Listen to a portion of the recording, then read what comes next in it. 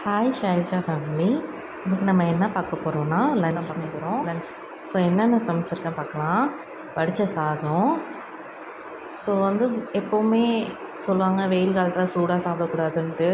அது என்னன்னு தெரிலங்க, சூடாக சாப்பிட்டா தான் மத்தியானம் சாப்பாடு ஒரு கூடியாவது இறங்குது. வடித்த சாதம் போட்டுக்கலாம்.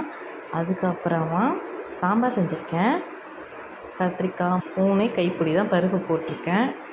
அதை வச்சு சாம்பார் பண்ணியிருக்காங்க. 2 பேர் தான் நாங்கள். அதனால் சாம்பார் எங்களுக்கு இவ்வளோ போதும். அதுக்கப்புறம் சைட் டிஷ் என்ன செஞ்சுருக்கேன்னா உருளைக்கிழங்கு செஞ்சுருக்கேன். வறுத்துருக்கேன், வேக வச்சு வறுத்த உருளைக்கிழங்கு. லன்ச்சு அவ்வளோதான்.